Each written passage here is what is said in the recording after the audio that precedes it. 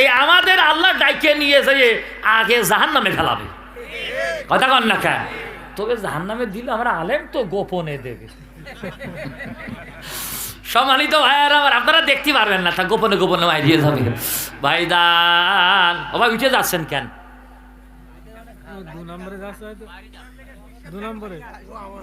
আমলিক করেন নাই? এখন আমলিক তো জাতীয় গাইল হয়ে গেছে। সেদিন চট্টগ্রাম বাঁশখালীতে আসছি, যে এবার বললাম থাম আমি একটু বাথরুমে যাবো। পাম্পে বাথরুমে যতজনই নামিয়েছি, 2 হেল্পার গন্ডগোল বাঁধিয়েছে। একজন আর একজনও বলতে তুই মানুষ না আমলি, যেই বলেছে মানুষ না আমলি দোড়ই মারতে চলে গিয়েছে। আমি যে করছি ভাই এই কথা কইলে তুই মারতে গেলি কেন? তাহলে তো হুজুর গাইল আসছিল না, অন্য গাইলি তো আমার, তো আমলি কইল কেন? তাহলে দেখেন আমলি কত বড় গালি পরিণত হয়ে গেছে। কথা কন লেখা ফাইসালাকার যে কথা বলতেছিলাম, মুফাসসিরে কোরআন যেই মানুষটার জীবনীতে এমন কোন জায়গায় রেকর্ড দেখাতে পারবেন না, ওয়াজ করে যাওয়ার সময় কোনোদিন হাদিয়া নিয়ে গ্যাঞ্জাম বাঁধিয়েছে, দেখাতে পারবেন? দেখাতে পারবেন না, দেখাতে পারবেন না। আমার ঝিনাইদার বড় স্কুল ফিল্ডে মাহফিল, সকালবেলা এসেছে, ওনার ডিমান্ড ছিল একটা, তা হলো অমুক অমুক মানুষকে দাওয়াত দেবেন, ডিসি সাহেবকে দাওয়াত দেবেন, এখানকার বড় বড় লিডার যারা তাদের দাওয়াত দেবেন, আমি দুপুর বলে একসাথে তাদের সাথে খাবো, এই হলো তার ডিমান্ড। টাকার কোনো ডিমান্ড না, ডিসির দাওয়াত দেবেন, টিওনোর দাওয়াত দেবেন, এসপির দাওয়াত দেবেন, এই ডিমান্ড আগে তিনি করে দিলেন। দুপুরবেলা আমার সাথে তারা লাঞ্চ করবে, এই দাওয়াতটা আমার পক্ষ থেকে দেবেন, প্রয়োজনে দুপুরে লাঞ্চের টাকা আমি নিজে দিয়ে দেব। সম্মানিত ভাইয়েরা আমার, লাঞ্চ করার জন্য যখন দাওয়াত দিতে গেল কর্তৃপক্ষরা, এসপি ডিসি টিওনো, তেনারা শুনে তো মহা খুশি, বলছে যেহেতু মাওলানা সাহেব আমাদের দাওয়াত দিয়েছে অবশ্যই যাব। দুপুরে খাওয়ার জন্য ডিসি মহোদয় বললেন দুপুরে খাওয়ার জন্য কত খরচ হতে পারে, যা খরচ হয় আমি দিয়ে দেবো। আমাদের দায়িত্বশীল বৃন্দ বললেন দেবেন কি দেবেন না সেটা আপনার ব্যাপার, মাওলানা আপনাকে দাওয়াত দিতে বলেছে, দাওয়াত দিয়ে গেলাম। যথারীতি সবাই আসলেন, দুপুরে খানাপিনা করলেন। আল্লাহর জমিন আল্লাহর দ্বীন প্রতিষ্ঠা হলে যে কি কল্যাণ, এটা তিনি তাদের কাছে বুঝালেন দুপুরবেলা। রাত্রেবেলা নসিহাত করলেন। চলে যাওয়ার সময় মাত্র 8,000 টাকা একটা প্যাকেটে ভরে ওনাকে দেওয়া হলো। উনি প্যাকেটের মধ্যে করে নিয়ে পকেটে থুতে যাবেন, তখন দায়িত্বশীলকে বলছে ভাই একটু ভারী ভারী লাগছে, বেশি দিয়েছেন নাকি টাকা? বলছে না মাওলানা 8,000 দিয়েছি। উনি টাকা বের করে 3,000 টাকা ব্যাগ দিয়ে 5,000 টাকা নিয়ে বললেন গতকালকে আমার প্রোগ্রাম খুবই নিকটে ছিল, 5,000 টাকা আমার এনাফ, আমার 8,000 লাগবে না। সুবহানাল্লাহ বলতে পারেন না? আর তো আসতে কর সুবহানাল্লাহ। সম্মান তো আর এমনি পাওয়া যায় না। পিরোজপুরে যেদিনে যাই, যাওয়ার সময় দেখি তার কবরের পাশে লোক দাঁড়িয়ে কাঁদছে। রাত 12টা, 1টা, 1:30, 2টা নাই, যখন ফিরি তখনও দেখি কেউ না কেউ তার কবরের কিনারায় দাঁড়ায়া গুনগুন করে মোনাজাতে কাঁদতেছে। সম্মানিত ভাইয়েরা আমার, খুব ভালো করে কান খাড়া করেন। শেখের বিটি হাসিনা মনে মনে চিন্তা করলো, এরা আমার বাবার জানাজা পড়ালেন, এত মুফাসসির, এত মুহাক্কিক। আমার বাবার জানাজায় লোক হইল 16 জন। কতজন? তার 3 জন মুসলমান, তাও সে 3 জন হলো আগা কাটা মুসলমান, অরিজিনাল মুসলমান না। শোনেন, কাইকিয়া বাদ দিলে যদি তান্না মুসলমান হয়, খাসি ছাগল 1 নম্বরে মুসলমান। আপনি তো চামড়া বাদ দেন, আর খাসির 2টো কদবেল বাদ দিয়ে দেওয়া হয়। কথা আমার কাছে মনে হয় কালা মানিক রে খাসি বললি ভুল হয় না, ওর কদবেল আর নেই, ফাটাই দিয়ে জনগণ। যেই লোকটা কোরআনের পাখির ফাঁসির রায় দিছিল, ওই কালা মানিক, ওর 2টো রেডটাও নেই। সুবহানাল্লাহ কবেন না? আর তো আসতে কন সুবহানাল্লাহ। ভাইয়েরা আমার, এই জন্য আমি ওর একটা নাম থুইছি, খাসি। ওর নাম কি? আর তু জোরে কন, ওর নাম কি? খাসি কালা মানিক। সম্মানিত ভাইয়েরা আমার, ও চিন্তা করলে আমার বাপের জানাজা পড়াইল না, এদের জানাজা হইতে দেব না। কোরআনের পাখির 20 পুশ করে হত্যা করলো, শহীদ করলো।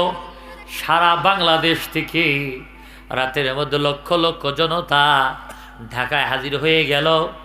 কি জালেম হলে এটি করতে পারে? রাতের মধ্যে তাড়াহুড়ো করে লাশটা নিয়ে গিয়ে পিরোজপুরের মাটিতে, এমনকি কোরআনের পাখির সারা জীবনের ইচ্ছা ছিল তিনি খুলনার সিদ্দিকা মাদ্রাসায় তিনি ঘুমাবেন, তার কবরটা যেন সিদ্দিকা মাদ্রাসার আঙ্গিনায় হয়, কিন্তু এই বাতিল তা হতে দেয় নাই। সিদ্দিকা মাদ্রাসার আঙ্গিনায় তার দাফন করতে দেয় নাই, তাকে মাটি দিতে দেয় নাই। পিরোজপুরে লক্ষ লক্ষ জনতার সমাগম হয়ে গেল, সেখানে জানাজা হলো, সেখানে নামাজ হলো। সারা বাংলাদেশের ইতিহাস সাক্ষী, গায়েবালা জানাজা থেকে অনেক মানুষকে গ্রেফতার করেছে। কথা কোন ঠিক না? শোনো শোনো, তোমার বাবার সম্মান দেওয়ার জন্য কত কিছু করলে। ওই বাপের জানাজায় লোক হইল 16 জন, তার 3 জন মুসলমান, বাকি সব হিন্দু।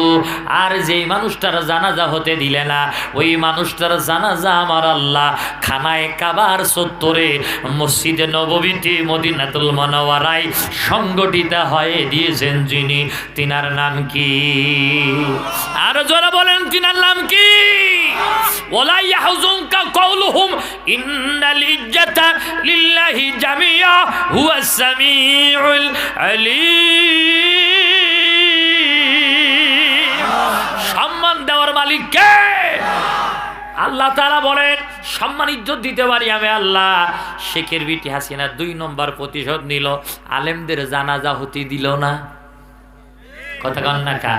3 নম্বর মনে মনে চিন্তা করলো, আরে এই পুলিশ প্রশাসন তখন ছিল, এই পুলিশ আমার বাবার পক্ষে দাঁড়ায়নি, আমি এমন কাজ করিয়ে দিয়ে যাব, আমি তো মামু বাড়ি চলে যাব, কিন্তু জনগণের সামনে এমন করে দাঁড়ান করাবো। এখন যদি মেয়ের বাপরে বলা হয় ছেলে পুলিশি চাকরি করে, ভালো সচেতন বাপ হলি মেয়ে পুলিশের সাথে দিতে চাই না।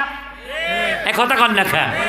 এমন পরিবেশ করে দিয়েছে গেল, পুলিশ আর জনগণ সামনে দাঁড়ান করাই দিয়ে গেল, পুলিশ যেখানে পাই সেখানে ভিড়ই। কথা কন না খা? তাহলে 3 নম্বর পুলিশের কাছ থেকে প্রতিশোধ নিল। 4 নম্বর মজার প্রতিশোধ বলবো না কি ভাই? 4 নম্বর শেখের বিটি হাসিনা চিন্তা করলো, আমার বাবা আওয়ামী লীগের প্রতিষ্ঠাতা, আমার বাপ ছাত্রলীগ গড়ল, যুবলীগ গড়ল, স্বেচ্ছাসেবক লীগ, কৃষক লীগ, রিক্সা লীগ, আনসার লীগ, সিটার লীগ, বাইকপাল লীগ, ধর্ষক লীগ, চোর লীগ, ডাকাইত লীগ। কথা কর লেখা। শেখ বলল যে অমুক পাইছে সোনার খনি আর আমি পাইছি চোরের খনি। তাহলে এটাও হলো শেখের প্রতিষ্ঠিত চোর লীগ। কথা কন, কথা কন, কথা কন। এত লীগ আমার বাপের, আওয়ামী লীগ, যুবলীগ, ছাত্রলীগ, স্বেচ্ছাসেবক লীগ, কৃষক লীগ। আহা, কৃষক লীগ মাঠে জীবনেও যায়নি, ও হয়েছে কৃষক লীগ। কথা কন না কেন? সম্মানিত ভাইয়ের আমার, এত লীগ ছিল। হাসিনা চিন্তা করল, আমার বাপ মরে গেল, একজন ভালো লীগ তো এত কর্মী, আমার ভাবে জানা যায় লোক পালাম না, এমন কল করিয়ে দেব জীবনে আমলিগ করি এই পরিচয় যাতে না দিতে পারে। আমি তো ঠিকই মামু বাড়ি চলিয়ে যাব। এই আমলিগ, যুবলীগ, ছাত্রলীগ যেখানে পাবে সেখানে শোয়া ফেলা দেবে, এমন পরিবেশ করিয়ে দিয়ে শেখের বিটি হাসিনা 45 মিনিটের মধ্যে ঢাকা ছেড়ে দিল্লি পলাইছে। এরপরেও যারা আমলিগ করেন, যুবলীগ করেন, ছাত্রলীগ করেন, এখনই মনে মনে লীগ লীগ লীগ লীগ লীগ করেন, আমার কাছে যেন মনে হয় গরুজা ওরাউতা, জানুয়ারুজা ওরাউতা।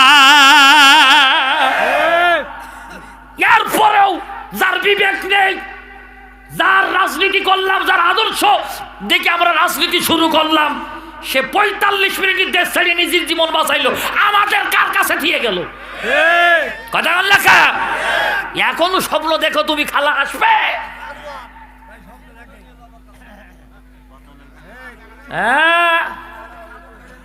আমার দুলো ভাই এই যেদিন পলাই চলে গেল, ওর কয়েকদিন আগে উপজেলা ভোটিল না, বেশি দূরই না, এই কালীগঞ্জে বাড়ি, কালীগঞ্জের চেয়ারম্যান, উপজেলা চেয়ারম্যান আনার এমপি বুঝে গেল, তার কদিন আগে ভোট হয়ে গেল উপজেলায়, আমার আপন মামাতো ভাই উপজেলা চেয়ারম্যান। রাত 12টার দিকে ভুল দিয়েছে, আনি জীবনেও বুঝিনি শেখ হাসিনা এরকম করে চলে যাবে। আমি বলতে দুলাভাই গেছে গেছে। আরে দুলাভাই এরকম করে কথা কইতেছ কা, তুমি কনে বাইসে আসো? তা বলতে আসি মনি বিকেলতে পুকুর পাড়ে এক ঝপ্পন নদী পলাই রয়েছি। আমার মনে পড়ে গেল আমার আল্লামা সাইদি বলেছিল, পলানো ইদ্দুরির গর্ত খুঁজে পাওয়া না। কথা বলেন না কা? আবার আর একজন শোনেন, 5 তারিখে যখন এই সংবাদ হয়েছে, আর এক বড় নেতা উনি ঘরে নাক জেগে ঘুমাইতেস। আমি বন্দি করছি কাকা কলে, তাহলে তো মনে আমি ঘরে ঘুমাচ্ছি। তা না তোমার বউ বলো পলাই গেছে। তা বলতে তুমি শুধু বারে বারে আর কি মারো আমার সাথে, কি ডাকেছ তোমার কাছে? তোমার বাড়ি টিভি নেই, টিভি অন করো। তবে তো ডিশ লাইন নেই। বিটিভি খোলো, বিটিভি ঘুরিয়ে গেছে, বিটিভিতে আর খালার দেখাইতেস না। বলতে সত্যি তাই? হ্যাঁ তাড়াতাড়ি বলো না তোমার বাড়ি আক্রমণ হইলে বুঝলি। ভাই ভাই ভাই ভাই এখনো আসো, এখনো শর্ট করে আসছি চাচ্ছে, আর তোমরা কল্পনা আসো। শোনো, এখনো আমরা আছি বুঝলে, এখনো মার কোলে ঘুমানো মতো ঘুমাচ্ছ। আমরা যদি একটু ব্যাকআপ না বন্ধ করে দিতাম, এমন পরিবেশ হইতো লাশ মাটি দিয়া লোক খুঁজে পাওয়া যেত না। কথা কন ঠিক না? 5 তারিখের পরে আমাদের ডিসিশন হলো, আমরা গুঁতো মারবো না, শুধু গুঁতো ঠেকাবো। কি করব? গুঁতো ঠেকাবো। গুঁতো আমরা মারবো না, আমরা ইসলামী আদর্শ করি। কথা কন ঠিক না? রাসূলুল্লাহর আদর্শের রাজনীতি করি। সুতরাং আমরা কাউকে আঘাত করব না, যারা আমাদের আঘাত করেছে আমরা আল্লাহর কাছে ছেড়ে দিলাম। আর তাদের জন্য আমাদের বুক ভরা ভালোবাসা দরজা খুলে দিয়েছি। আসেন একসাথে দলমত ভুলে আল্লাহর জমিন, আল্লাহর দিন প্রতিষ্ঠার আন্দোলনে অংশগ্রহণ করি। আল্লাহ কবুল করে নিন। জোরে কোন আমিন, আর জোরে কোন আমিন। এই আদর্শ দেখানোর কারণে গোটা বাংলাদেশে নাই, গোটা পৃথিবীতে একজন মানুষ আলোচিত হয়েছেন, ডক্টর শফিকুর রহমান। এমন আলোচিত হয়েছে বিএনপি, আওয়ামী লীগ, জামাত, জাতীয়তাবাদী, ইন্ডিয়া, আমেরিকা, সকল স্তরের মানুষের কাছে জনপ্রিয় ব্যক্তি হওয়ার কারণে কিছু মানুষের চোখ টাটিয়ে ছিঁড়ে যেতেছে। কথা কন লেখা। সম্মানিত ভাইয়েরা আমার, রাগ করছেন না কেমন? বেজার হচ্ছেন নাকি ভাই?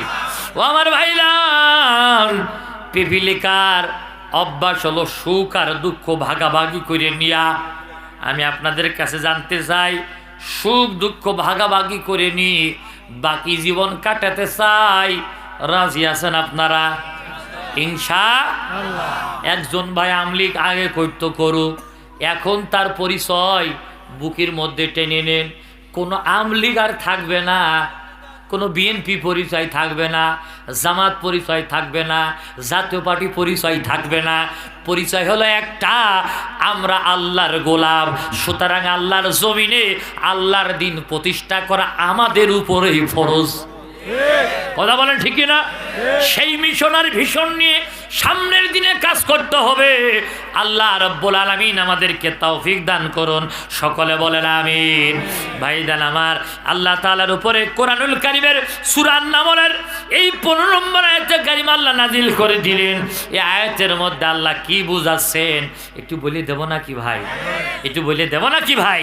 ভাইদান আমার, আল্লাহ রাব্বুল আলামিন বলেন, ও নবী তুমি চিন্তা করো না, আমি তোমাকে এমন একজন নবীর কথা বলছি, এমন একজন পয়গম্বরের কথা বলছি, যাকে আমি এত ইলম দান করলাম, জ্ঞান দান করলাম, তারপরেও আমার পক্ষ থেকে জ্ঞান পাওয়ার পরেও ছোট্ট পিপিলিকার কাছে সে হারিয়ে খেয়ে গেল।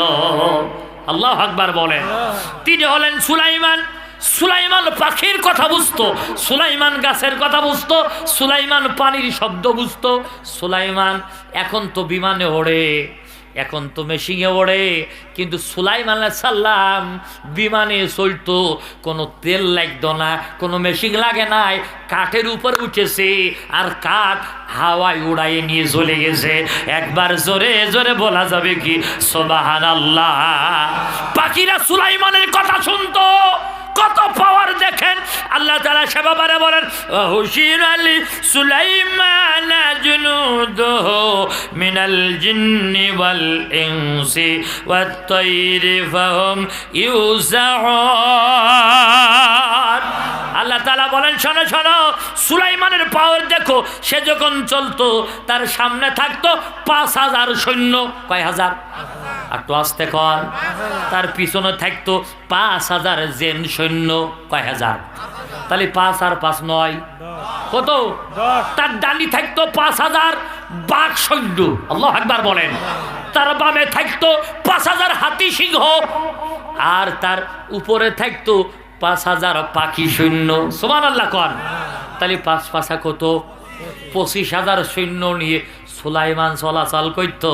আমার দেশের নেতা নেত্রীরা চলাচল করে, সামনে পুলিশ পিছনে পুলিশ, আছে না নেই? আরো জোরে কোন আছে না নেই? সুলাইমান চলতো, তার সামনে যারা চলতো ওরা সুলাইমানের নিয়োগ নয়, ওরা সুলাইমানের ভালোবাসাই চলতো। সুবহানাল্লাহ কোন। আর আমার দেশের নেতা নেত্রীর পুলিশ, বিডিআর, বিজিবি সরকারি রাষ্ট্রের বেতন দিয়ে বসে ব্যক্তিগত গার্ড দিয়ে নিয়ে বেড়াই। একটা গল্প মনে পড়িয়ে গেল, বলবো না কি ভাই? ক্লাস 3 দেবো এক ছেলে মারকে যে বলছে ওমা ওমা ওমা ওমা, কালকে দেখলাম আমাদের পাড়ায় এক ছাগল চোর, ও ধরিয়ে নিয়ে যাচ্ছে মা। ওমা সামনে পুলিশ পিছনে পুলিশ। আজকে স্কুলতে আসার সময় দেখলাম কিছু লোক ওমা কালো গাড়ির মধ্যে কালো চশমা চড়ি বসে আছে, সামনে পুলিশের গাড়ি পিছনে পুলিশের গাড়ি। কালকে তো ছাগল চুরি করিল বিল ধরিল। ওমা আজকে এর কি চুরি করার কারণে ধরে নিয়ে যেতে মা? তো মা তখন বুঝতে পেরেছে। মা তখন বলছে বাজান, ওর ধরে নিয়ে যাইতে একটা মাত্র কারণে, ও হলো ভোট চোর। কথা কন না কেন? ও শুধু ভোট চোর না, ও ভোটে পাশ করিয়ে ও রিলিফ চোর, বিধবা কাঠ চোর। কথা কন না কেন? ও চাইল চোর, ও গম চোর, ও ইট চোর, ও রড চোর, ও খোয়া চোর, সর্বোপরি ও পিস চোর। কথা কন না কেন? চুরি করিয়েছে এমন কায়দায় পুলিশ ছাড়া চলতে পারে না। কথা কন ঠিক কি না? সম্মানিত ভাইয়েরা আমার, আমার ঝিনাইদহে কিছুদিন আগে ইসলামী আন্দোলনের সিফা সালা ডক্টর শফিকুর রহমান তিনি আসলেন। আমরা মাত্র 12টা-13টা গাড়ি আমরা ভালোবাসার খাতিরে এসপি মহোদয় আমাদের বললেন, আমির সাহেবকে বললেন ভাই আমির সাহেবকে আনার জন্য কয়টা গাড়ি দেবো, কটা পুলিশ দেবো? আমাদের জিলা আমির হেসে দিয়ে বললেন একটা পুলিশও লাগবে না, একটা গাড়িও লাগবে না। সুবহানাল্লাহ। মাগুরা থেকে আসলো গোপালপুর বাজার পর্যন্ত। সম্মানিত ভাইয়েরা আমার, মাগুরার ইসলামী আন্দোলনের ভাইরা তারা দিয়ে গেলেন, আর আমরা রিসিভ করে নিয়ে আসলাম। কোনো পুলিশ লাগে নাই, রাষ্ট্রের কোনো যন্ত্র লাগে নাই, আমরা রিসিভ করে আনছি, আবার আমরাই দিলাম। রাষ্ট্রীয় কোনো কামাল লাগিনি, অস্ত্র লাগিনি, একে 47 লাগে না। ডক্টর শফিকুর রহমানের সাথে যারা বেড়ায় তাদের কাছে কোনো অস্ত্র নাই, তাদের কাছে কোনো বোম থাকে না, তাদের কাছে একে 47 লাগে না। কেন জানেন?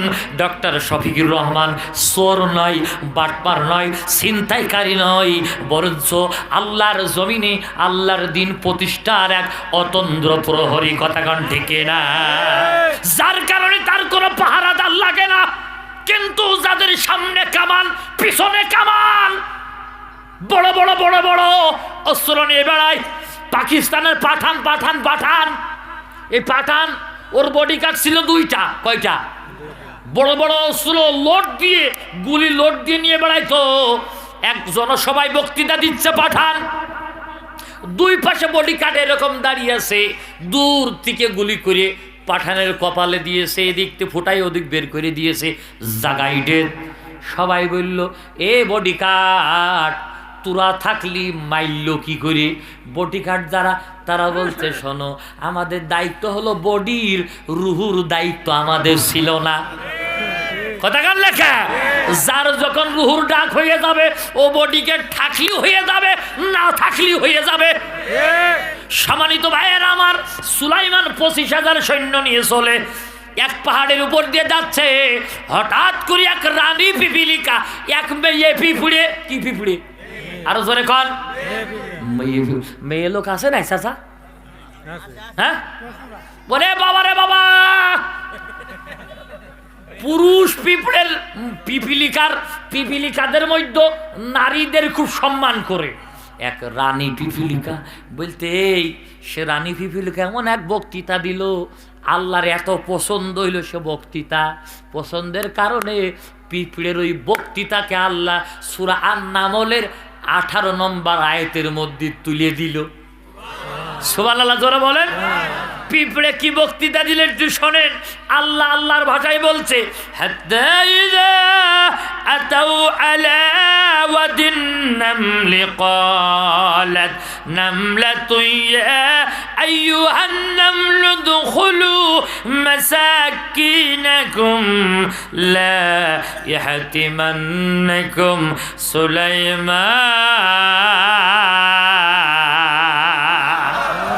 সুলাইমান وجنوده وهم لا يشعرون।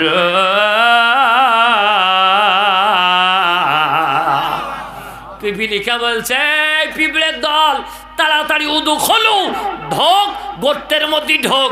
এখন এক পাগল যাচ্ছে আমাদের পাশ দিয়ে, এখন এক পাগল যাচ্ছে। কি বলল? আরো জোরে কন, আরো জোরে বলেন। বুড়ি বলছে, পিপিলিকার দল তাড়াতাড়ি গর্তের মধ্যে ঢোক, তাড়াতাড়ি গর্তের মধ্যে ঢোক। এখন এক পাগল যাচ্ছে আমাদের গারপাত দিয়ে, ও বোঝে না, ওর জ্ঞান নেই, লাইয়া শুরুন, ও কিচ্ছু বোঝে না, তাড়াতাড়ি গর্তে ঢোক। পিঁপড়ের ভাষা সুলাইমান বোঝে না, বোঝে না। পিঁপড়ে যেই বলতেছে লাইয়া শুরুন, সুলাইমান বোঝে না কিছু। সুলাইমান বেরেক করেছে, 25,000 সৈন্য বেরেক। হাতি রে বলতে হাতি, পিঁপড়ে কইলে আমি বুঝি না, বুঝই দে। হাতি যায় যেই পিঁপড়িকার একটা পিঁপড়ে পা মারিয়েছে, পিঁপড়ে বাতি বাতি বাতি বাতি ও সুরের মধ্যে হাতির মাথার মধ্যে ঢুকে গেছে। হাতি তখন লাফাচ্ছে আর করছে, নেতা বাঁচাও, নেতা বাঁচাও, নেতা বাঁচাও। পিঁপড়ে তখন বলতে কিরম ঠেকে, সুবহানাল্লাহ বলতে পারেন না? একটু জোরে কন সুবহানাল্লাহ। হাতি তখন বলতে, পিপিলিকা দয়া করে বেরো, দয়া করে বেরো। পিঁপড়ে বলতে, বেরোবো না। অহংকার করলি কা, অহংকার করলি কা, দামি দিচ্ছিলি নে, দামি দিচ্ছিলি নে। গোটা দেশে এখন বলতে, উগার কি জনগণ আছে, ভোট পাবে না নে, লোক হলে কি হয় জন সময়, ভোট হবে না নে, দামি দিতে চাই না, দামি দিতে চাই না। কথা কন লেখা। পিঁপড়ে কইতে, দামি দিতে চাচ্ছিলি নে, এখন লাফাচ্ছিস কেন, এখন লাফাচ্ছিস কেন? তখন হাতি সুর নিচে করে দিয়ে বলতেছে, ভুল হয়ে গেছে, মাফ করে দাও। বগুড়ার নাম কি শোনো যে কইলে ভুল হয়ে গেছে, মাফ করে দাও? সিদ্দিক, সিদ্দিক, সিদ্দিক চোর। এক মেয়ে লোকের কাছ থেকে ভ্যানিটি ব্যাগ চুরি করিয়েছে, তার লোক ধীরে ধীরে কোথায়, এই চুরি করলি কা? তখন কাছে, দেখো ভুল হয়ে গেছে, মাফ করে দাও।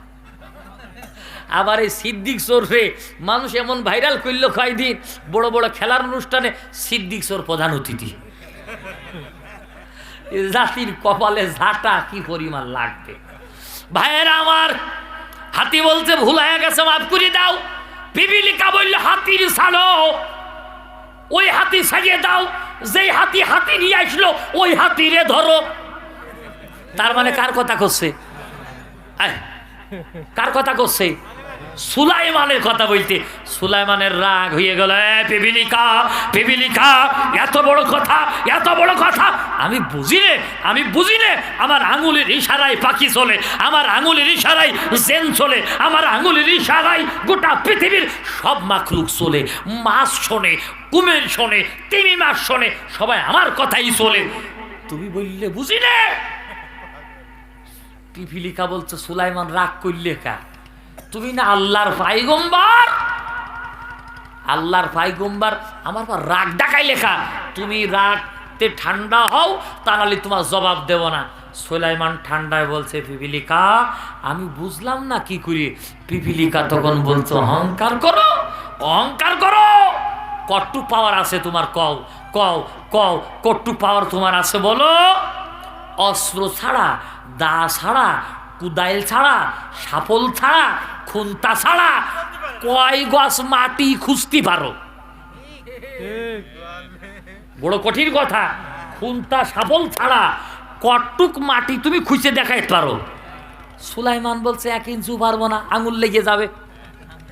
তা বলতে পিপিলিকা তখন বলছে, আমার সেনো, আমার সেনো, দা লাগবে না, সাপল লাগবে না, খুন্তা লাগবে না, কোনো কুদাইল লাগবে না, বিনা অস্ত্রে মুখ দিয়ে 40 গজ মাটি খুঁজে দিতে পারি। সুবহানাল্লাহ জোরে বলতে পারেন না? তাহলে এক্ষেত্রে মানুষের চেয়ে পিঁপড়ের পাওয়ার বেশি না কম? আরো জোরে বলেন। 2 নম্বর বলতে ক্ষমতা দেখাও, ক্ষমতা দেখাও।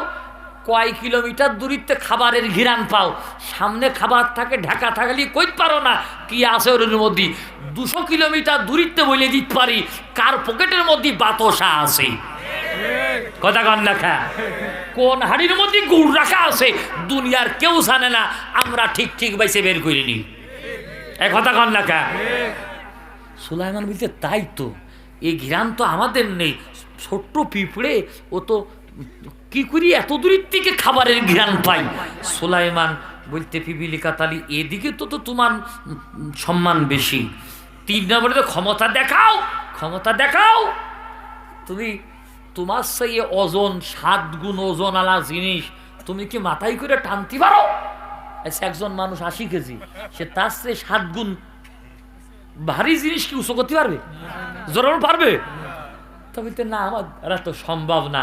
পিপিলিকা বলছে, আমার ওজন যতটুক তার চেয়ে 7 গুণ ওজনওয়ালা জিনিস আমি মাথায় করি নে, মুখি করিয়ে টাইনে ঘরে ঢুকই দিই। সুবহানাল্লাহ বলতে পারেন না? দেখবেন একটা পিঁপড়ে একটা মুড়ি টান দিয়ে নিয়ে চলে যায়, একটা চিনির দানা একটা পিপিলিকা নিয়ে চলে যায়। একথা কন না, একটা চাউল এক পিপিলিকা নিয়ে গর্তের মধ্যে ঢুকে যায়। তাহলে এ জায়গায়ও মানুষের চেয়ে পিঁপড়ের দাম বেশি। কথা বলেন। ও ভাই রাগ হচ্ছে নাকি আপনাদের? বেজার হচ্ছে নাকি ভাই? সম্মানিত ভাইয়ের আমার, সুলাইমান বলো, পিপিলিকা বলো বলো বলো, তুমি আমার কথা বললে কাল্লাইয়া শরুন, আমি কিছু বুঝি না, আমি কিছু বুঝি না। পিপিলিকা তখন বলছে, শোনো, তুমি যদি বুঝতে তোমার 25,000 সৈন্য নিয়ে আমাদের গারপাত দিয়ে যাও, আমরা যে তোমার দেশের এক নাগরিক তা তো কিছু মনেই করো না, দামই দাও না।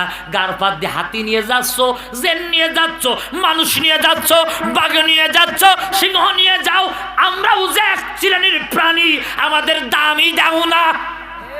এদেশের নাগরিক কি আমরা না? ছোট ছোট ছোট ছোট হাড়গোড় পুড়িয়ে থাকে, এই হাড়গোড় যদি আমরা না খাতাম, না টেনে নিয়ে যেতাম, তাহলে পরিবেশ নষ্ট হইতো।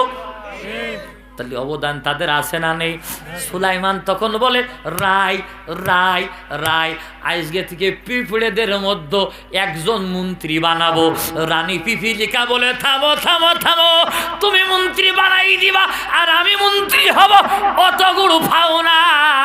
তুমি যে মন্ত্রী হয়েছো, বৈধ ভোটে হইলে না অবৈধ ভোটে হইল, এটা আগে আমার জানা দরকার। একটা পিঁপড়ে সেও বলতেছে যে তুমি আমার মন্ত্রী বানাবা আর আমি মন্ত্রী হয়ে যাব না, না, তোমার বৈধতা আছে কিনা সেটা আগে আমার জানা দরকার। একথা কন না কা ভাইয়েরা আমার। সুলাইমান তখন আজি দিয়ে বলতে, শোনো শোনো, আমি আমার বাবার থেকে পেয়েছি সিংহাসন। পিপিলিকা তখন বলছে, বাবার থেকে সবাই পাতি পারে, বাবার থেকে যোগ্য মানুষও পায়, আবার অযোগ্য মানুষও পায়। আমার একটু বাজায়ে দেখা দরকার তুমি যোগ্য না অযোগ্য। এই প্রশ্নের উত্তর দিচ্ছে একটা নারী পিপিলিকা। সুতরাং আমার মা বোন যারা এসেছেন, ও মা, ও মা, ও মা, একটা নারী পিপিলিকা সেও কিন্তু বাঁচছে যে এই মানুষটা আসলে যোগ্য কিনা, এই মানুষটা আসলে যোগ্য কিনা। যোগ্য হলে তোমারে মাইনে নেব, যোগ্য যদি তুমি না হও আমি পিঁপড়ে তোমার সাপোর্ট দেব না। ও মা, তোমাদের কাছে আমার দাবি গো মা, সামনে 26-এ যেই ভোট আসবে ওই ভোটে ব্যালট পেপারে সিল মারবা যোগ্য পাত্র দেখি। রাজি আছেন? রাজি আছেন? কারা কারা রাজি নেই হাত দেখান। সব বুঝে হলাই দিয়েছে, সুবহানাল্লাহ। সম্মানিত ভাইয়ের আমার, রানী পিপিলিকা বলছে তুমি কি করে মন্ত্রী হইলে বলো? বলতে শোনো, আমি একদিন বাইরে দাঁড়ানো ছিলাম, এক মহিলা, বুড়ি মহিলা কানতে কানতে একটা পাত্র নিয়ে দাউদের দরবারের দিকে যাচ্ছে। আমি তখন বললাম, বুড়িমা কান্দো কেন? বুড়িমা বলল, শোনো বাবা শোনো, শোনো বাবা শোনো, আমি একজন বিধবা নারী, আমার বাড়িতে আছে 3টে কন্যা, আমার হাড়ির মধ্যে ছিল, আমি পরের বাড়ি কাজ করি, মাত্র 2 কেজি আটা আমার ছিল হাড়ির মধ্যে। আমি নদীর কিনারায় পানি আনতে গেলাম, আর হঠাৎ করে বাতাসে আসে আমার আটা সব চুরি করে নিয়ে চলে গেল। এখন আমি আমার মেয়েদের খাওয়াবো কি, আমি খাবো কি? তাই রাষ্ট্রপতির কাছে যাই বিচার নিয়ে। সুলাইমান বলছে, ও বুড়িমা, ও বুড়িমা, তুমি দাউদের কাছে যে বলবা বাতাসে ছিনতাই করেছে আমার আটা, বিচার যদি সঠিক মতো করতে না পারো থাকতে পারবা না রাজা। সুবহানাল্লাহ বলতে পারে না? বাতাসে ছিনতাই করেছে আটা, বিচার যদি ভালো করে না করো থাকতে পারবা না রাজা। বুড়ি মহিলা যাই বলছে, দাউদ ও রাষ্ট্রপতি, বাতাসে ছিনতাই করেছে আমার 2 কেজি আটা, বিচার যদি সঠিক মতো না করতে পারো থাকতে পারবা না রাজা। বলতে ক কেজি নিয়েছে? বলতে 2 কেজি। এই খাদ্যমন্ত্রী ওই খাদ্যের কোষাগার থেকে 1 হাঁড়ি আটা দিয়ে দিয়ে, হাঁড়ির মধ্যে আটা ধরত 10 কেজি। কয় কেজি? 1 হাঁড়ি আটা দিয়ে দিয়েছে। মহিলা মনের সুখী গান গাতি গাতি চলে যাচ্ছে, আল্লাহর প্রশংসার গান গাইত গাইত যায়। পিছনতে সুলাইমান কয়, বুড়িমা আসসালামু আলাইকুম, খবর কি? বলে, বাবা তোমার বুদ্ধি শুনে লাভ হয়েছে, আটা হারাইলো 2 কেজি, পাইয়ে গেছি কয় কেজি? আরো জোরে কন। সুলাইমান বলো, ও বুড়িমা, তুমি একজন শহীদের স্ত্রী, তোমার 3টে কন্যা শহীদের কন্যা, তুমি কি হালাল খাতি চাও না হারাম খাতি চাও? বুড়িমা বলে, বাজান না খাইয়ে মরে যাব, হারাম খাবো না। একবার চিল্লায়ে বলা যাবে কি আল্লাহু আকবার? সুলাইমান বলে, তাহলে আটা ছিনতাই করলো বাতাসে, বাতাসের কোনো বিচার না করে 10 কেজি আটা দিয়ে দিল দাউদ। আটা দিল কোনতে? কইল খাদ্যর কোষাগার থেকে।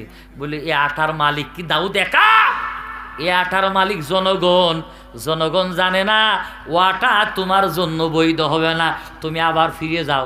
বুড়ি মহিলা যে বলছে, ও দাউদ, এ আটার মালিক আপনি একা না, খাদ্যমন্ত্রী আছে, অর্থমন্ত্রী আছে, স্বরাষ্ট্রমন্ত্রী আছে, সবাই মিলে যদি দেন তাহলে নিতে পারবো, নাই নেব না। সবাই ডেকে বলছে কি করা যায়? সবাই বলল 10 কেজি না, এই বুড়ি মহিলার 1 বস্তা আটা দিয়ে দাও। কয় বস্তা? বুড়ি মহিলা খুশি না বেজার? খুশি হয়ে যাচ্ছে। পিছন থেকে সুলাইমান বলে, আসসালামু আলাইকুম, বুড়িমা খবর কি? বলে, বাজান আসো তুমি? তবে তা আসি। কয়, তোমার বুদ্ধি শুনে লাভ হয়েছে, 10 কেজির জায়গায় এখন 1 মণ দিয়েছে। সুবহানাল্লাহ কবেন না? সুলাইমান বলে, কিরা দিল? ওই তো সুলাইমান আটা দিয়েছে খাদ্যমন্ত্রী, অর্থমন্ত্রী, স্বরাষ্ট্রমন্ত্রী আর রাষ্ট্রপতি, এই 4 জন মিলে আইন করে খাদ্য দিল 1 বস্তা। সুলাইমান বলে, না না না, ওই খাদ্যের মালিক এই 4 জন না, গোটা দেশের জনগণই খাদ্যের মালিক। জনগণরে না জানায় খাদ্য দিয়েছে, এ খাদ্য তুমি নিতে পারো না। বুড়ি মহিলা আবার ফিরে যাও। বুড়ি মহিলা আবার যে বলতেছে, দাউদ খাবার দিলে জনগণের, তা 4 জন মিলে দিলে কা, জনগণের না শুনোই দিয়া যাবে না। দাউদ আলাইহিস সালাম বলছে, খাবার রাখো, আটা রেখে দাও। এবার বলছে বুড়ি মহিলা, আমার নিজের খাদ্যের কোষাগার, আমার ব্যক্তিগত জায়গা থেকে 1 নয় 2 নয় 7 বস্তা আটা তোমারে দিয়ে দিলাম। কয় বস্তা? আরো তোরে কন। এই 7 বস্তা আটা নিয়ে আসুন, তুমি তো একা পারবা না, এটা উটু তোমার দিয়ে দিলাম। উটের পিঠে 7 বস্তা আটা বোঝাই করে দিয়েছে। বোঝাই করে দিয়ে বুড়ি মহিলা চিন্তা করলো এই রাস্তা দিয়ে গেলে ওই সুলাইমান বেটা আবার ধরবে, অন্য রাস্তা দিয়ে ঘুরে যাচ্ছে। সুলাইমান দেখছে দেরি হয়ে যাচ্ছে, কিরে কি খেতে কি ফেরা দেরি হইতেছে, মনে মনে আল্লাহ বলল কি কদা তাই না দাউদ ওয়া সুলাইমানা ইলমা, আমি সুলাইমানকে স্পেশাল জ্ঞান দিলাম। সুলাইমান উকি ঝুঁকি মাইরে মনে মনে ভাইবে সুলাইমান এই বুড়ি মহিলা এদিক দিয়ে আর আসবে না, অন্য রাস্তা দিয়ে যাবে, অন্য রাস্তা দিয়ে ব্যাগ দিয়ে যে বলতে আসসালামু আলাইকুম। বুড়ি মহিলা বলছে তুমি এখানেও হাজির? বলতে বুড়িমা তুমি হালাল খাইতা না হারাম? হারাইলো 2 কেজি, তুমি নিয়ে আসলে 7 বস্তা, এ কমতে দিল। বলতে এবার রাষ্ট্রেতে দিইনি, দাউদ তার নিজের বাড়িটা দিয়েছে। সুলাইমান বলে বুড়িমা ওই রাষ্ট্র থেকে দেয় নাই, নিজের বাড়ি থেকে দিছে। দাউদের অনেকগুলো সন্তান আছে, তার মধ্যে আমি একটা। এই 7 বস্তা আটা যদি দাউদ একা দেয় তাহলে হালাল হয় না। আমি সন্তান, তার হকদার, আমার কাছে না শুনিয়ে দিয়েছে তোমার জন্য হারাম, তুমি খালি হারাম খালি জাহান্নামে যাবা, তোমার মেয়েরা হারাম খালি জাহান্নামে যাবে। আবার ফিরে যাও। বুড়ি মহিলা আবার ফিরে গেছে। দাউদের এবার রাগ হয়েছে। দাউদ বলতে আটা থো, হাড়ি থো, বারে বারে যাচ্ছি সেখানতে ভালো মানুষ, অর্ধেক পথেতে ফিরে আসতেছিস, তোর পিছনে কে আছে তারে ডেকে নিয়ে আই। ও বুঝতে পেরেছে পিছনে কেউ না কেউ আছে। বুড়ি মহিলা এবার হাড়িও নেই আটাও নেই, যাচ্ছে। সুলাইমান বলছে আসসালামু আলাইকুম। বুড়ি মানুষের রাগ বেশি না কম? রাখো তোমার সালাম, আটাও দিনই হাড়িও নিয়ে নিয়েছে, চলো তুমি তোমারে নিয়ে যাই। সুলাইমান বলছে বুড়িমা রাগ করো কেন, চলো যাই, চলো যাই, চলো যাই, চলো যাই। আমরা যাই। রাত 12:10 বেজে গেছে, আর বাড়ানো যাবে না, আর বাড়ানো যাবে না ভাই। হ্যাঁ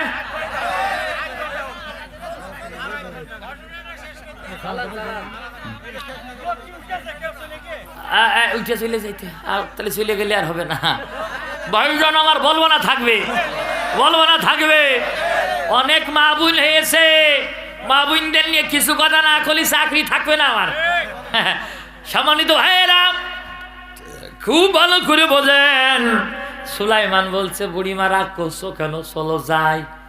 দাউদ আলাইহিস সালামের কাজ যখনই গেছে, সুলাইমানের দিকে দাউদ বলতো ও তুমি পিছনের খুঁটি, তুমি শেখের বিটি হাসিনা। মাঝে মাঝে দেখবেন 16 বছরের মধ্যে 3টে ভোট করেছে, ভোটের আগে মুখ চোখ শুকিয়ে যেত, হুট করে ভোটের আগ দিয়ে ইন্ডিয়ায় যেত, ইন্ডিয়াতে এসে আবার চক চক করতো। তার মানে ওই জায়গা গেলে খুঁটি শক্ত হয়ে যেত। কই তো টেনশন করে না, চলে যাও, আমরা তোমাদের বৈধতা দিয়ে দিতাম। শেষমেশ আর পাইল না, শেষমেশ আর পারিনি। এখন একটা চক্রান্ত করেছে আমার হিন্দু ভাইদেরকে দিয়ে, এদেশে অস্থিতিশীল পরিবেশ করেছে। আমার ভাই আলিফ তাকে শাহাদাতের কোলে ঢলাই দিয়েছে, কথা কারণ ঠিক না? উগ্রপন্থী কিছু ইসকন নামক উগ্রপন্থী হিন্দুত্ববাদ যারা আমার ভাই অ্যাডভোকেট সাইফুদ্দিন আলিফকে যারা হত্যা করলে, শাহাদাত বরণ করালে, আমি বলতেছি শোনো, আজ হোক আর কাল হোক এই ইসকন নামক সংগঠন এই শহীদের রক্তের উপরে নিষিদ্ধ হয়ে যাবে। কথা কারণ ঠিক কিনা? সম্মানিত ভাইয়েরা আমার ভালো করে কান খাড়া করেন। সুলাইমান এবার বলছে আব্বা বাতাসে ছিনতাই করলো আটা, তুমি বাতাসের বিচার না করে 10 কেজি দিত, 1 বস্তা দিত, 7 বস্তা দিতেছ কেন? বাতাসের বিচার করতে ভয় করে? দাউদ বলতেছে খোকা বাতাসের কি বিচার করা যায়? সুলাইমান বলছে বাতাসের বিচার যেই রাষ্ট্রপতি করতে পারে না, সেই রাষ্ট্রপতির চেয়ারে থাকার কোনো অধিকার থাকে না। বড় কঠিন কথা। ছেলে তার বাপরে বলতেছে বাতাসের বিচার যদি তুমি না করতে পারো, চেয়ারে থাকার অধিকার হারিয়ে ফেলো। দাউদ আলাইহিস সালাম রাগ করে বলতেছে তাহলে চেয়ারে তুমি বসো। সুলাইমান বলতে ছাড়ো চেয়ার। সুবহানাল্লাহ বলতে পারেন না? সুলাইমান চেয়ার ছেড়িয়ে, দাউদ আলাইহিস সালাম চেয়ার ছেড়ে দিয়েছে। সুলাইমান চেয়ারে বসেছে, দাউদ পাশে চেয়ারে যে বসেছে। সুলাইমান বলতে আব্বা রাষ্ট্রপতি কি ডায় এখন? তাইলে তুমি আমার পাশে কেন? নিচেই যাও। সুবহানাল্লাহ বলতে পারেন না? যেমন বাপ তেমন ছেলে। দাউদ মনে মনে চিন্তা করছে, খোকা ছোট হলু তো ইনসাফ আছে, আর যে রাষ্ট্রপতি ওর পাশে আমি বাপ আমার বসাবে না, হবেই তো। একটা গল্প মনে পড়িয়ে গেল, বলবো? লন্ডনে একটা বাচ্চা হইল, ওটি রুবি। বাচ্চা হওয়ার পরে এখন তো সিজার ছাড়া বাচ্চা হয় না। আপনাদের পাশে কটচাঁদপুর চেনেন তো আপনারা? কটচাঁদপুর একেবারে হসপিটালের সামনে অপোজিটে একটা ক্লিনিক আছে, life care hospital diagnostic centre. এই life care hospital and diagnostic centre professor Matia স্যারের চাচাতো জামইর, আপন চাচাতো জামইর। এবং সেই ক্লিনিকের সাথে আমাদের মতো কিছু আলেমও জড়িত আছে, আলহামদুলিল্লাহ বলেন।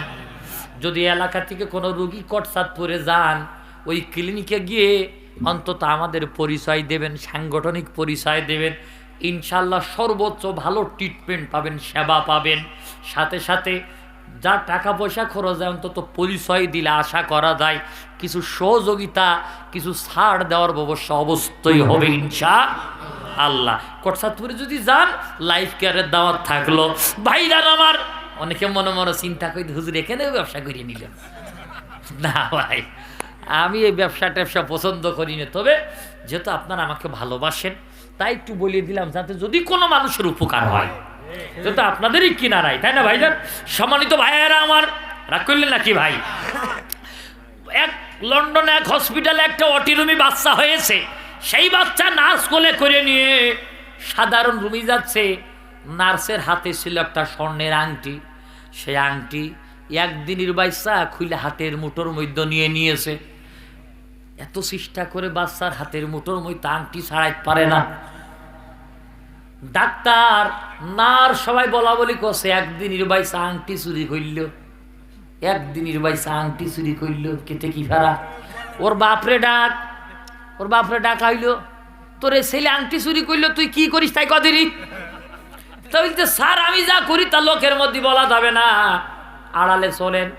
আড়ালে নিয়ে যাবে। বলতে স্যার আমি বিয়ের আগে লোকের পকেট কেটে বেড়াতাম। আমি একদিন 70 জন লোকের পকেট কাটি আমার নিজের পকেটে টাকা থিয়ে আমি যখন ট্রেনে উঠতে গেলাম, আমার পকেটে হাত দিয়ে দেখি আমার পকেট কাটা। পিছনে তাকাই দেখি এক মেয়ে লোক দৌড়ই চলে যাচ্ছে। আমি বললাম, এই বুইন দাঁড়া বুইন, তুই কি আমার পকেট কাটিছিস? মেয়ে লোক দাঁড়িয়ে পড়ে বলতে, তুমি পকেট কেটেছ 70টা আর আমি পকেট কাটিছি মাত্র 1টা। আমি বললাম, বোন তুই পকেট কাটিছিস, তাতে তো কোনো দোষ নেই। একটা প্রশ্নের উত্তর দে, তোর কি বিয়ে হয়েছে? ওই মেয়ে লোক বলল, না ভাই আমার বিয়ে হয়নি। আমি তখন বললাম, তুই পকেট কাটিস আমি পকেট কাটি, তোর বিয়ে হয়নি আমারও বিয়ে হয়নি। তুই যদি রাজি থাকিস তাহলে আমি তোর বিয়ে করব। ও স্যার, ও রাজি হয়ে গেল, আমি বিয়ে করলাম। ওই মেয়ে লোক আর আমি, আমাদের দুইজনের প্রোডাকশন হলো এই ছেলে। ডাক্তার বলতে, বাবা রে বাবা, তোরা পকেট কাটিছি বাইরেতে, আরো পকেট কাটা শিখেছে পেটের ভিতরেতে। সুতরাং যার বাবা মা জীবনে আলেম বরদাস্ত করতে পারে নাই, আলেম সহ্য করতে পারে নাই, তার কন্যা তার সন্তান আলেমদের বরদাস্ত করতে পারবে না, এটাই স্বাভাবিক। যার দলে যেই দলের নেতারা আলেমদের সম্মান দিতে জানে না, সেই দলের কর্মীরা আলেমদের সহ্য করবে না, এটাই সত্য কথা। ভাইয়েরা আমার, ও মা ও বোন, ও মা, এখনকার মহিলারা বাইরের পকেট কাটে না, এখনকার মহিলারা স্বামীর পকেট কাটায় ব্যস্ত। এখন না কা কত কায়দায় স্বামীর পকেটে ধুয়ে নিয়ে যায়। একটু বেশি বলে ফেললাম না? বলতে হুজুর আপনি কি করে বুঝলেন? ও ভাই, পকেটে টাকা থাকা মতো নেই। পকেটের টাকা থাকলেও ও টাকার আমার না, আমার বোন। আলে 500 টাকা ছিল যে পকেটে, হ্যাঁ ও কি তোমার? আমি তোমার কাপড় কেচে দিস না, 500 টাকা আমার। পেয়ে গেল। মানে কোনো কায়দায় পকেটের টাকা পাওয়া দরকার। এরকম আপনাদের বিবিগুলো ওদায় খুব ভালো নেয়, চাই না? না নেয় না ওদা, কি শোনার বগো। অবশ্যই নেবে। মহিলাদেরকে বললাম, ও মা ও বোন, স্বামীর পকেট থেকে না বলে নিয়ে জায়েজ আছে। মহিলারা যে কি খুশি হইতেছে, কিট কিট কিট কিট কিট হাসতেছে। দাঁড়া বাড়ি এসকে যাইনি, তোর পকেটের দিয়ে ছেড়িয়ে দেবো। শোনেন, হ্যাঁ অবশ্যই না বলে নিয়ে জায়েজ আছে, তবে সে টাকা যদি কোনো জায়গায় দান সাদাকা করার জন্য হয়, বাপ মার বাড়িতে দিয়া চলি না। কথা কন না গা? সম্মানিত ভাইয়ারা, এখনকার বিবিরা বলে তোমার বাপের এ দিলে, তোমার মার এ দিলে, তোমার ভাই এ দিলে, আমার বাপের কিছু দিলে না, তোমার সাথে বিয়ে শান্তি ভালাম না। একটা হাদিস বলছি শোনেন, রাসূল সাল্লাল্লাহু আলাইহি সাল্লাম বলেন, বিশ্ব নবীর কাছে এক যুবক এসে অবজেকশন দিয়েছে, রাসূলুল্লাহ, ইয়া হাবিবাল্লাহ, আমার সন্তান প্রতিদিন, আমার বাবা প্রতিদিন আমার কাছে টাকা চাই। কি চাই? আরো জোরে বলেন, কে চাই? না না, বাপে চাই সন্তানের কাছে। সন্তান নবীজির কাছে নালিশ দিচ্ছে, বিচার দিয়েছে। ভালো করে বসবেন, ইয়া রাসূলুল্লাহ, আমার পিতা প্রতিদিন আমার কাছে টাকা চাই, আমি কি করব? আমার বিবি তা বরদাস্ত করতে পারে না। বিশ্বনবী তার বাবাকে খবর পাঠালেন। খবরদাতা বলল, বিশ্বনবীর কাছে কি কেউ আমার বিরুদ্ধে নালিশ দিয়েছে যে এত সকালে আমাকে ডাকতে পাঠিয়েছে? খবরদাতা বলতেছে নালিশ দিয়েছে কি জানি না। খবরদাতাকে বলতেছে, শোনো, তাহলে নবীজির কাছে কি কেউ বসেছিল? বলছে, হ্যাঁ, বাইরের কোনো লোক না, তোমার আপন সন্তান রাসূলুল্লাহর কাছে বসা দেখে আসলাম। বাবার বুঝতে বাকি নাই, আমার নিজের সন্তান আমার বিরুদ্ধে বিশ্বনবীর কাছে নালিশ দিয়েছে। বাড়ি থেকে বের হয়েছে, মনে মনে মনে মনে মনে মনে একটা কথা বারে বারে বলছে, একটা কথা বারে বারে বলছে। এই কথাটা আমার আল্লাহর বড় পছন্দ হয়ে গেছে। সুবহানাল্লাহ। কান বিশ্বনবীকে জিবরাইল আমিন এসে বলে, রাসূলুল্লাহ, ওই লোকের পিতা বাড়ি থেকে বের হওয়ার সময় মনে মনে একটা কথা বলেছে, সেই কথা ওই বাবার কাছে আপনি জিজ্ঞেস করবেন, তারপরে বিচার করবেন। বিশ্বনবী বলে, জিবরাইল কি কথা তুমি বলো? বলে, না না, আল্লাহ আপনাকে জিগাইতে বলছে। মুরব্বী রসুলের কাছে এসেছে। আল্লাহর নবী বলে, মুরব্বী কেন ডেকেছি পরে বলবো, আগে বলো বাড়ি থেকে বের হওয়ার সময় মনে মনে একটা কথা তুমি বারে বারে বারে বারে আওড়াইতেছিলে, সে কথা কি? মুরব্বী বলে, ইয়া রাসূলুল্লাহ, ইয়া হাবিবাল্লাহ, আমি তো জিহ্বাও নাড়ি নাই, আমি তো ঠোঁটও নাড়ি নাই, তাহলে নবীজি এই কথা কেমন করে বুঝলেন? আল্লাহর নবী বলে, তুমি মনে মনে বলেছ, আল্লাহ সেই কথা বুঝেছে, সেই সংবাদ আল্লাহ আমাকে পাঠিয়েছে। বলো বলো কি বলতেছিলে? পিতা তখন বলে, ইয়া রাসূলুল্লাহ, আমি যখন বাড়ি থেকে বের হই মনে মনে বলতেছিলাম, রে সন্তান, কলিজা ছেঁড়া সন্তান আমার বিরুদ্ধে নালিশ করলে, অথচ তুমি যেদিন হলে ওই দিন তোমারে কোলে নিয়ে চুমা দিলাম, আর মনে মনে ভাবলাম আমার সারাটা জীবন বাইসে থাকাই তোর জন্য, আমার খাটুনি তোর জন্য, আমার ঘাম ঝরানো তোর জন্য, আমার খাবার ইনকাম করা তোর জন্য, আমার মাথার ঘাম পায়ে ফেলা তোর জন্য, আমার হাসি, আমার দুঃখ, আমার কষ্ট, আমার চোখের পানি, আমার মুখের হাসি, বাবা তোর জন্য। এই কথা বলে তো দুল দিয়েছি, চুমা দিয়েছি, বুকে জড়িয়েছি, হোটেলে খাবার খেতে গিয়েছি, খাবার না খেয়ে তোমার জন্য কাগজে মুড়াইয়ে এনেছি, আমার বিরুদ্ধে নালিশ দিলাম। রাসূল সাল্লাল্লাহু আলাইহি সাল্লাম এই কথা শুনে চোখ দিয়ে দর দর করে পানি বের করে দাড়ি ভেজায়া আল্লাহর নবী গিয়ে সন্তানের হাত ধরে টানতে টানতে বাবার সামনে এসে, ও মা বোনেরা কান খাড়া করে দিয়ে শোনো, বিশ্বনবী সন্তানকে টান দিয়ে নিয়ে বাবার সামনে দাঁড়ান করে বলল, আমি রাসূলুল্লাহ বললাম, যার বাবা মা জীবিত আছে ওই সন্তান যত টাকা ইনকাম করুক না কেন, ওই টাকার মালিক সন্তান হতে পারে না, ওই টাকার অরিজিনাল মালিক আমি বিশ্বনবী ঘোষণা করলাম তার আব্বা আর তার মা। একবার জোরে জোরে বলা যাবে কি সুবহানাল্লাহ? ভাইয়েরা আমার, এই মাসের 12 তারিখে ঢাকা অ্যাপল হসপিটালে গেলাম। ডাক্তার সাদিকুল ইসলাম, সবচেয়ে বড় ডাক্তার, রিউমাটোলজিস্ট ডাক্তার, এত বড় মাপের ডাক্তার বাংলাদেশে 3 জন আছে। 1 মাস আগে অ্যাপার্টমেন্ট নিলাম, তাও সিরিয়াল পেলাম না, ওয়েটিংয়ে দেখাতে পারলাম। সকাল 8টায় গেলাম আর আইতে ওয়েটিংয়ে, ভিতরে ঢুকে আমার পরিচয় দিলাম।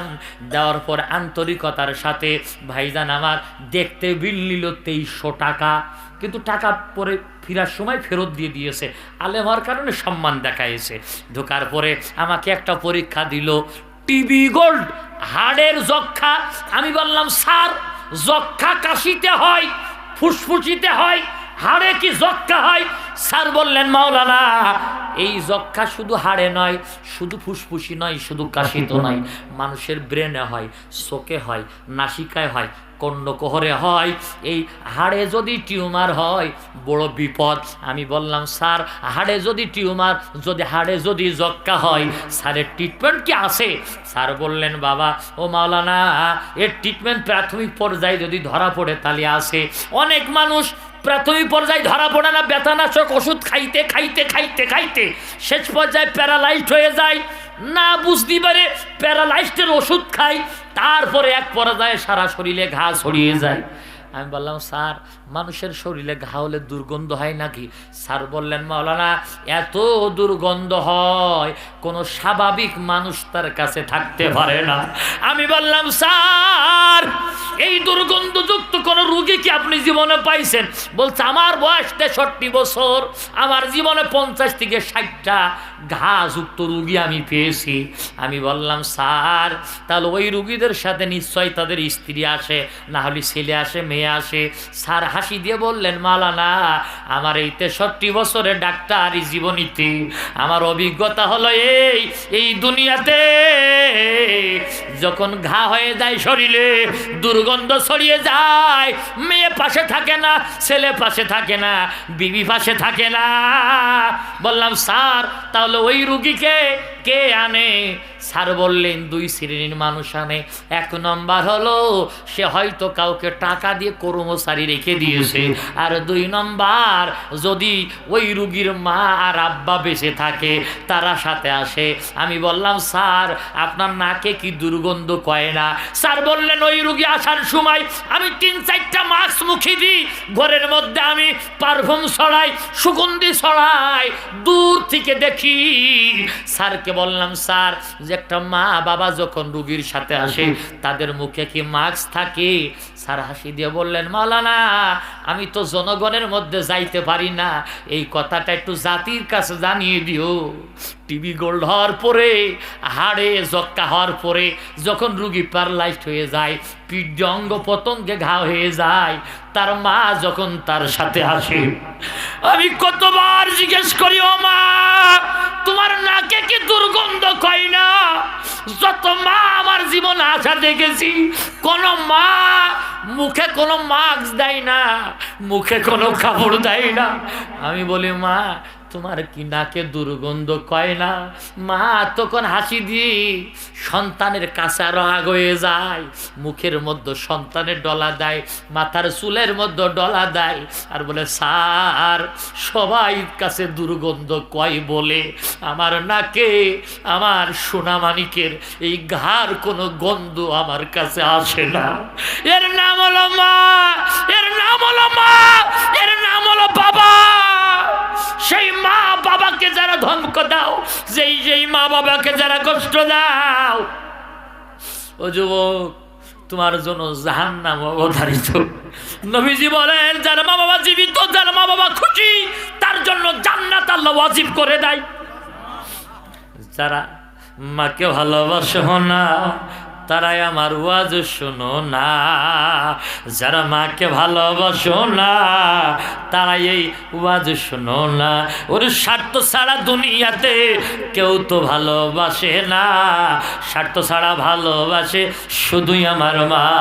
বিনা স্বার্থে দুনিয়াতে কেউ তো কাছে থাকে না, বিনা স্বার্থে কাছে থাকে শুধুই আমার মা। কথা কোন ঠিক না? সম্মানিত ভাইয়েরা, কাম টু দা পয়েন্ট। মা বাবাকে কষ্ট দেবেন না, যন্ত্রণা দেবেন না। যারা বিবি আছেন, বউ আছেন, বৌমা আছেন, আমি বলি, ও বোন, আজকে তুমি বৌমা, 22 থেকে 25 বছরের মাথায় তুমিও শাশুড়ি হবা। আজকে তুমি তোমার শাশুড়িকে ভাত দিবা না, তোমার বৌমা তোমাকে ভাত দেবে না। কথা বলেন। শাশুড়ি যারা আছেন বৌমাকে মেয়ে মনে করে নেন, বৌমা যারা আছেন শাশুড়িকে মার স্থানে বসায় নেন। অনেক শাশুড়ি আছে মেয়ের পাতে ঘন ঘন মাথা দেয় আর বৌমার পাতে শুধু লেসকান দেয়। এই আছে না নেই? আছে না নেই? এইরকম মা যাদের, আমি ওই মাদেরকে বলবো, মা আপনার ছেলেকে মাথা খন, মেয়েকে মাথা খন। পরের মেয়েটা আপনার বাড়ি এসেছে মা বাপ ছেড়ে, তার পাতেও কি একটা দিন মাথাটা দেওয়া যায় না? একটু গোশের কলিজা কি দেওয়া যায় না? একটা মুরগির রান কি তার পাতে দেওয়া যায় না?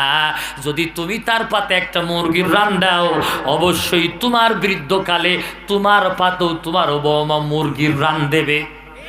কথা কান লেখা।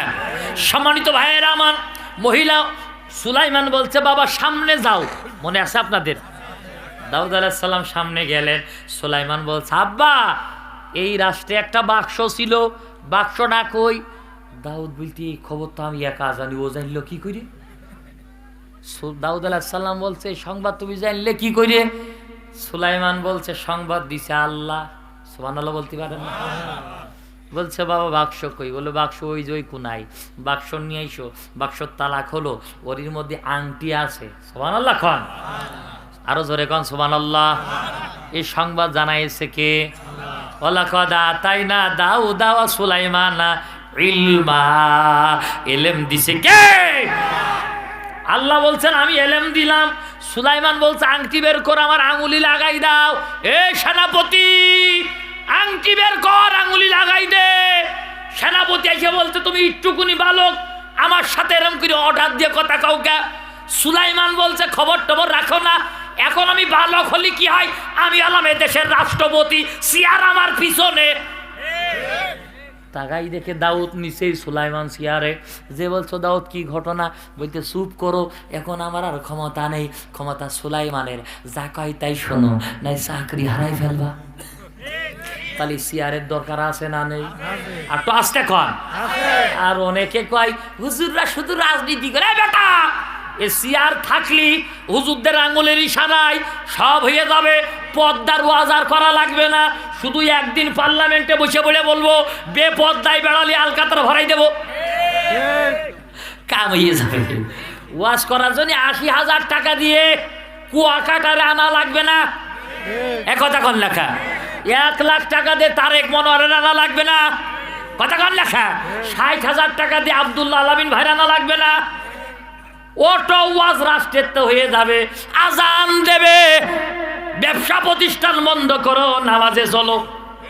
কথা কন না কা ভাইজান আমার, এজন্যই চেয়ারের দরকার। রাষ্ট্রপতি বলছে, জি জাহাফানা। আংটি পরিয়ে দিলেন, আংটি পরিয়ে আংটি দিয়ে বাড়ি মারল। রায় রায় রায়, বাতাস কোথায় আসো? আয় বাতাস। শোষ করতে করতে জানালা দরজা ভেঙে চলে আসতেছে। দাউদ বলতে, বাবা ও বাবা, চেয়ারতে পড়ে গেলাম, পড়ে গেলাম, পড়ে গেলাম, পড়ে গেলাম। সুলাইমান বলতে, আব্বা বাতাস যখন ঘোরে চেয়ারে ঠিক মতো থাকা যায় না। যদি এদেশের বাতাস ঘুরে যায়, বাতাস যেভাবে চলছে, এই বাতাস যদি অরিজিনাল ঘুরে যায়, চান্দাবাজ টেন্ডারবাজ গুলো এদেশে আর জায়গা পাবে না। কথা কারণ ঠিক কিনা? সম্মানিত ভাইয়ের আমার, সুলাইমানের কাছে বাতাস এসে সালাম দিয়েছে। সুবহানাল্লাহ বলতে পারেন না? সালাম দিয়ে বলছে, সুলাইমান ডাইকলে কেন? বলছে, ডাইকলে কেন বোঝো না? ওই বুড়ি মহিলার আটা চুরি করেছ। বাতাস বলতে, হ্যাঁ আটা নিয়েছি, তাই কন চোর করলেন কে? বলতে, আটা চুরি করে তা চোর করবো না, তা কি করবো? তা বলতে, না চোর কইতে পারেন না, না জানি শুনে চোর বলা যাবে না। বলতে, কি হয়েছে? আটা নিলে কোনো? বলতে, শোনো শোনো শোনো শোনো, আল্লাহর একজন গোলাম যে সব সময় আল্লাহর আইন মেনে ব্যবসা করে, এই গোলাম জাহাজ ভর্তি সম্পদ নিয়ে, কোটি কোটি টাকার সম্পদ নিয়ে নদী দিয়ে সাগরের মধ্য দিয়ে আসতেছিল। বরফের সাথে আঘাত লেগে তার ওই জাহাজটা ফুটো হয়ে গেল। তখন সেই ব্যক্তি নামাজে দাঁড়ানো, তাহাজ্জুদের নামাজে দাঁড়ানো, নাবিক তা আশা ভরসা ছেড়ে দিল।